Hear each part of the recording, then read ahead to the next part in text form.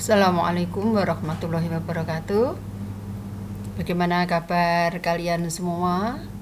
Saya berharap semoga kalian semua selalu dalam keadaan sehat walafiat, tiada kurang suatu apa. Dan semoga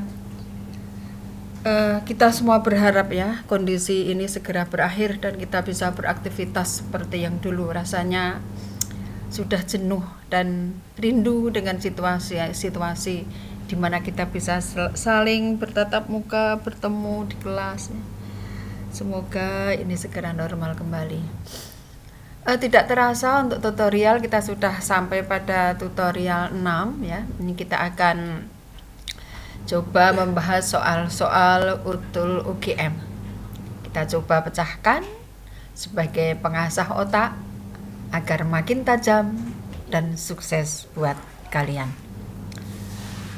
Oke, kita langsung ke soal yang pertama ya. Ini ada diketahui soal ini soal sifat koligatif ini terkait dengan sifat koligatif ya. Titik didih suatu larutan yang dibuat dengan jalan melarutkan 9 gram zat non elektrolit ke dalam 100 gram air. Larutannya mendidih pada suhu 100,25 derajat Celcius. Jika KB dan KF masing-masing diketahui 0,5 dan 1,86 derajat Celcius per mol, maka titik beku larutan tersebut adalah titik-titik. Jadi kalau kita cermati dari soal itu, diketahui ada zat terlarut, ada pelarutnya, ada gram zat terlarut, ada gram pelarut, ada titik didih larutan, ada KB, ada KF. Kita disuruh menghitung titik beku larutan. Kita ingat pada sifat koligatif larutan. Titik beku larutan itu, ya kan? Titik beku larutan itu sama dengan titik beku pelarut dikurangi besarnya penurunan titik beku. Jadi TF sama dengan TF0 min delta TF. Titik beku pelarut TF0, titik beku pelarut. Ini pelarutnya adalah air. Tidak ada penjelasan apapun, berarti diasumsikan ini pada kondisi normal. Dan seperti sudah kita ketahui, titik beku air pada kondisi normal itu adalah 0 derajat Celcius. Berarti kuncinya di sini kita harus bisa menemukan delta TF.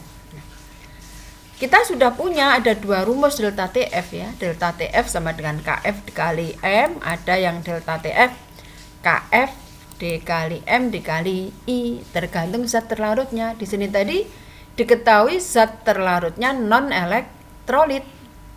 Nah, berarti kita nanti akan menghitung delta TF menggunakan rumus KF kali molalitas larutan. KF-nya sudah ada 1,86.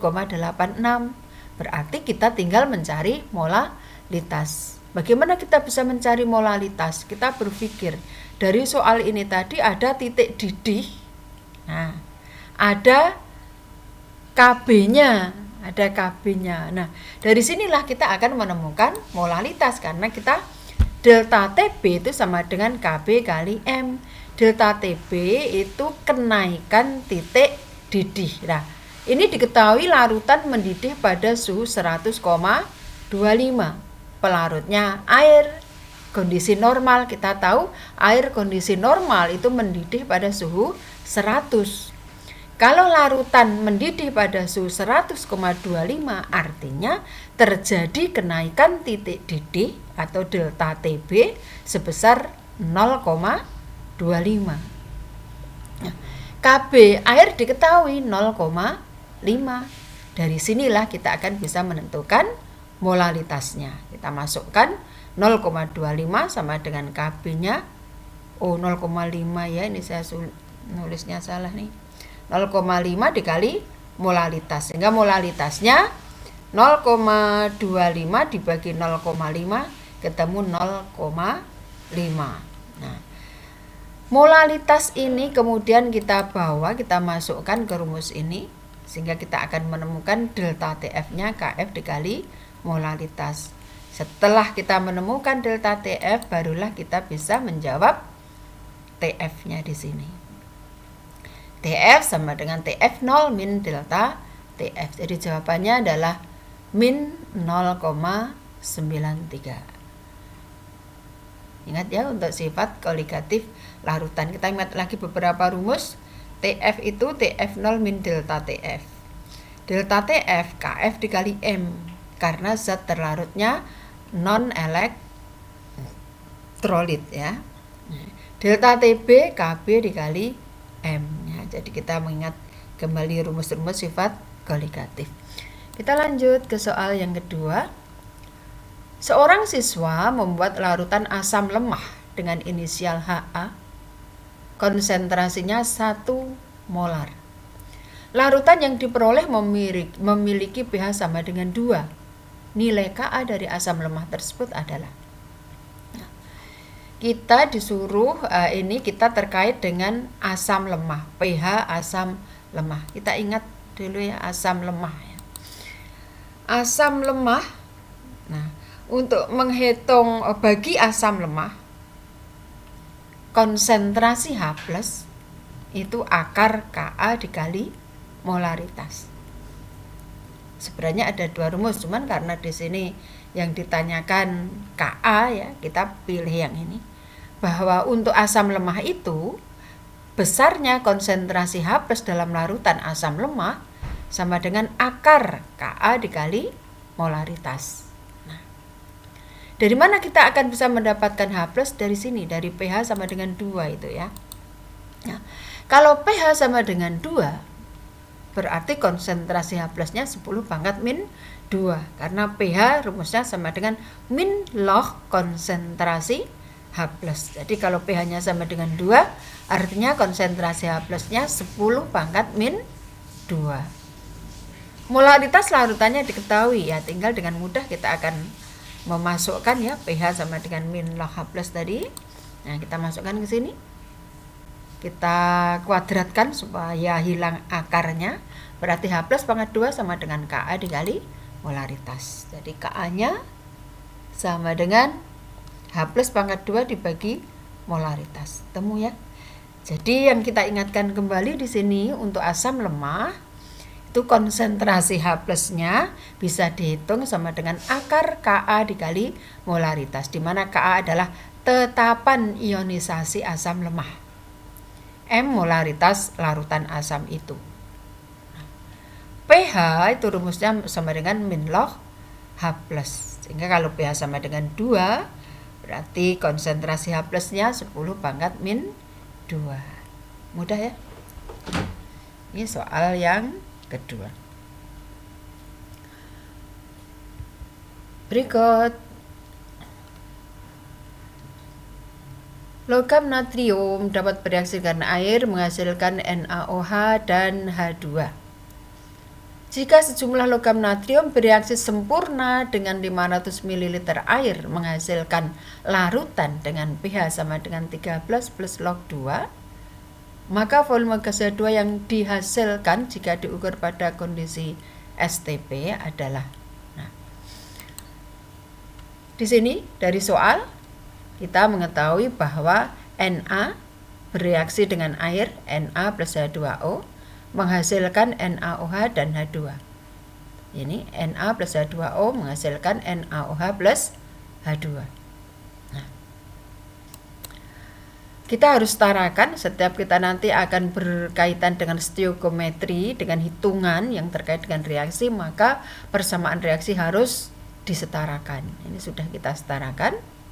Nah, ketika reaksi sudah setara, maka kita bisa menghitung komponen-komponen dalam reaksi itu berdasar perbandingan koefisien. Ingat, perbandingan koefisien dalam reaksi menunjukkan perbandingan mol zat-zat dalam reaksi itu, tetapi tidak menunjukkan perbandingan massa. Apa yang kita dapatkan dari soal ini? Nah, soalnya tadi menghasilkan larutan. Jadi ketika logam natrium bereaksi dengan air menghasilkan NaOH dan H2, ternyata larutan yang terbentuk memiliki pH 13 plus log 2. Jadi larutannya ini adalah larutan basa. pH lebih dari 7. Ini terbentuk NaOH. OH basa. Nah, kalau pH-nya 13 plus log 2, nah, karena ini basa, sebenarnya yang kita temukan di dalam larutan ini bukan H+, tetapi adalah OH-, sehingga ketika diketahui pH 13 plus log 2 berarti POH-nya sama dengan 1 min log 2. Karena POH sama dengan 14 min pH. 14 min 13 plus log 2 berarti 1 min log 2. POH sudah kita dapatkan, kita bisa menghitung konsentrasi OH-, karena POH itu sama dengan min log konsentrasi OH-. Kalau POH-nya sama dengan 1 min log 2 berarti konsentrasi OH-nya 2 kali 10 pangkat min 1.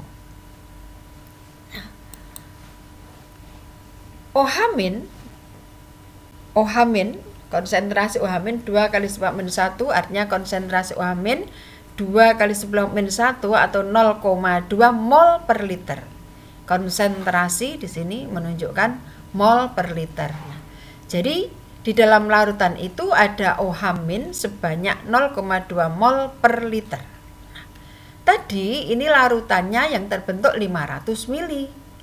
Kalau dalam 1 liter itu ada 0,2 mol OH-, berarti dalam 500 mili ada 0,1 mol OH-.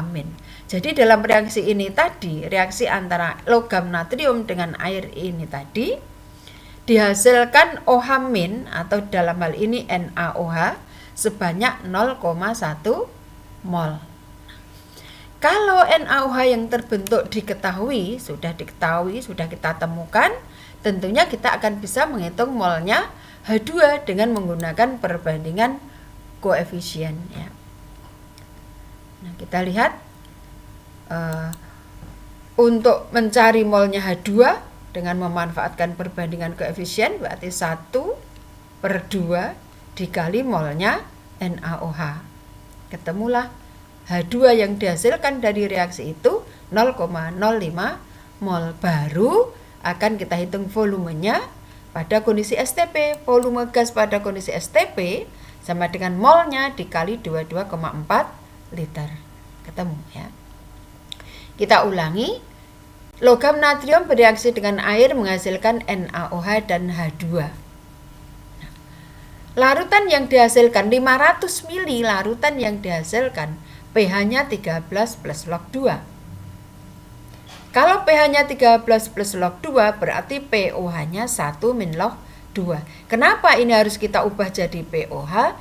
Karena di sini larutannya bersifat basa. Larutan yang terjadi ini bersifat basa. Karena hasilnya NaOH. Artinya yang kita temukan di sini nanti adalah OH-. Kalau POH-nya 1 min log 2 berarti konsentrasi OH- di dalam larutan itu 2 kali 10 pangkat min 1. Satuan konsentrasi di sini dalam satuan molar, berarti mol per liter. Artinya OH- dalam larutan itu 0,2 kali 10 pangkat min 1 mol per liter atau 0,2 mol per liter. Dalam 1 liter ada 0,2 mol OH-. Nah, kalau tadi larutan yang dihasilkan itu hanya 500 mili, berarti jumlah OH- yang kita temukan dalam 500 mili larutan itu ada 0,1 mol. Nah, OH- ini dari mana sih asalnya? Dari NaOH yang tadi terbentuk. Jadi kalau OH-nya 0,1 mol, maka jumlah NaOH yang terbentuk juga 0,1 mol.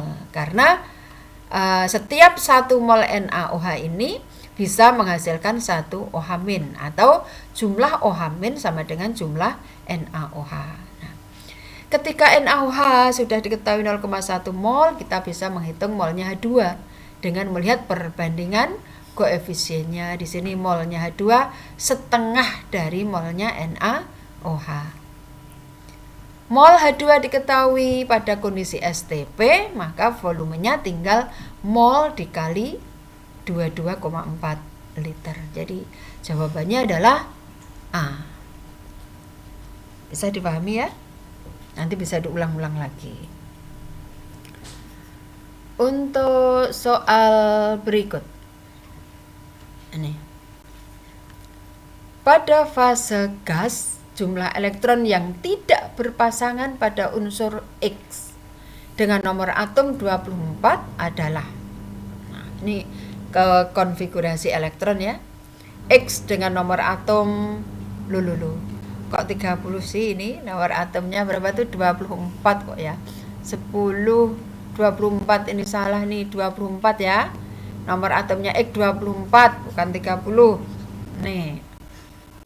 Ini kalau 24 elektronnya X, maka kita buat konfigurasinya, kita jabarkan ke dalam tiap-tiap subkulitnya ya. Ada 1s2, 2s2, 2p6, 3s2, 3p6, 4s2, 3d4. Kita hitung 10, 24. Nah, ingat ketika ada konfigurasi 4s2, 3d4, maka jangan lupa kepada aturan setengah penuh ya. Harus diubah ini menjadi 4s1, 3d5. Ingat ini tadi bukan 30 ya, tapi 24. Ini konfigurasi yang berakhir di 4s2, 3d4 secara spontan akan berubah menjadi 4s1, 3d5.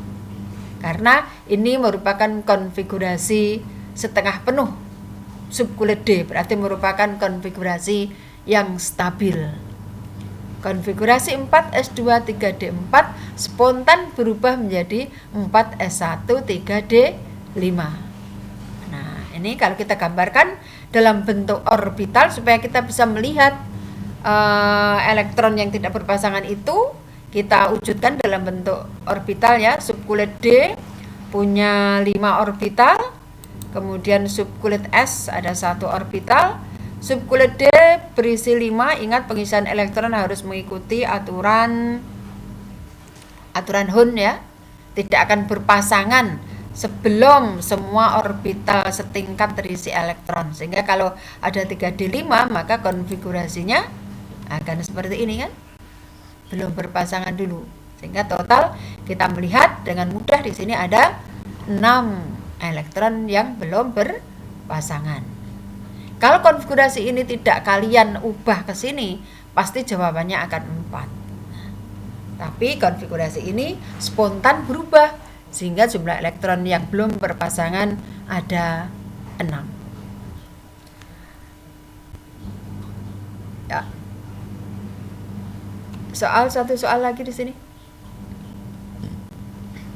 Jumlah pasangan elektron bebas dan elektron ikatan, elektron ikat yang dimiliki oleh xenon pada xenon tetrafluorida masing-masing adalah, kita disuruh menentukan banyaknya pasangan elektron bebas dan pasangan elektron ikatan. Berarti yang kita lakukan adalah membuat rumus Lewis. Nah, kita lihat. Kita punya xenon golongan 8 kan dia. Xenon berarti kita gambarkan punya oktet, konfigurasi oktet 8 elektron di kulit terluar ya. Golongan 8. Sementara F itu golongan 7 ya. Sehingga F kalau kita gambarkan dengan rumus Lewisnya dikelilingi oleh 7 elektron. Nampak di sini ada 1 elektron yang belum berpasangan. Sehingga kalau nanti dia berikatan membentuk xenon tetrafluorida, maka xenon harus menyediakan 4 elektron untuk berpasangan dengan 4 atom F. Maka kalau kita gambarkan nanti akan menjadi seperti ini ya. Ini. Nah, sehingga kalau kita hitung sekarang jumlah pasangan elektron bebas yang mengelilingi xenon sebagai atom pusat itu ada pasangan elektron bebas, pasangan elektron di sekeliling xenon yang tidak dipakai untuk berikatan itu ada 2 pasang, dan pasangan elektron yang dipakai untuk berikatan kita lihat di sini 1, 2, 3, 4. Nah, jadi pasangan elektron bebas yang dimiliki xenon itu ada 2, pasangan elektron ikatan ada 4. Jadi jawabannya adalah C. Nah, jadi kalau ada soal-soal semacam ini yang kita lakukan membuat rumus Lewisnya. Baik, untuk kali ini kita cukupkan bahasan kita. Saya harap kalian mengulang-ulang dan memahami kembali soal-soal tutorial ya yang sudah kalian dapat, sudah sampai tutorial 6 ini, agar bisa mengendap. Jadi ilmunya bisa mengendap. Kalau nanti ada soal lain yang setipe, kalian sudah akan bisa mengerjakan. Baiklah, kita cukupkan dulu. Terima kasih perhatiannya. Semoga ilmu yang sudah kita sampaikan bermanfaat. Billahi taufiq wal hidayah. Wassalamualaikum warahmatullahi wabarakatuh.